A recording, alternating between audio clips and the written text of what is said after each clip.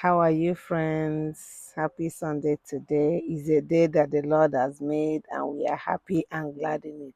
So, coming back from church today, I want to quickly share with you what I learned today. But first, I want to ask you, do you always come back with something when you go to church? Do you learn something from the readings, from the gospel, from the homily? Do you learn something? So it is important when we go to church, let's try to grab something. Some years back, honestly, when I go to church, if I come back trying to remember the readings, the homily dwelt on, sometimes I found it very difficult to even remember a thing until I started using this app, Missa, Sunday Missa. In that Sunday Missa, you have all the readings of the day, weekdays, Sundays, all the days.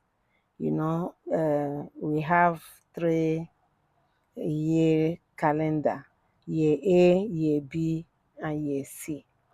There you see all the readings of the day. So it quite helped me a lot because every day before I go to Mass, I usually take some time to study the readings of that day. Then when I go to church, I do well also to pay attention, listen to the reading again, and listen to what the priest has to say on his own. So I encourage you to also download Missal. There are a lot of them as an app that you can download and it will help you. There are still beautiful prayers in the Missal that you can pray.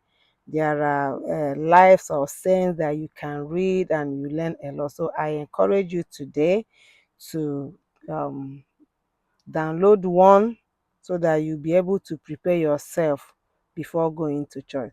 So, coming to the reading of today, I want to talk briefly on the gospel where it is said the story about Jesus, a man walking up to Jesus, asking him what he can do to make it to the kingdom of heaven, where Jesus told him to go, and Jesus told him the things to do. He said he already has been doing all those things. Jesus asked him to go and sell what he has, everything he has, and come follow him.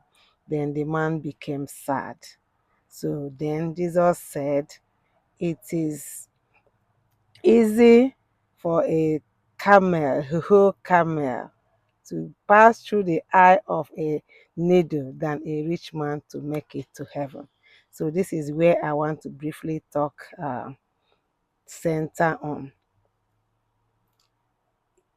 Here, Jesus is not implying that if you are rich, that you will not make heaven, because we quite know that riches are blessings from God. They come from God. Every good thing comes from God. The good talent that will make you to be rich comes from God. Everything comes. So, and God never gives anything that is not good.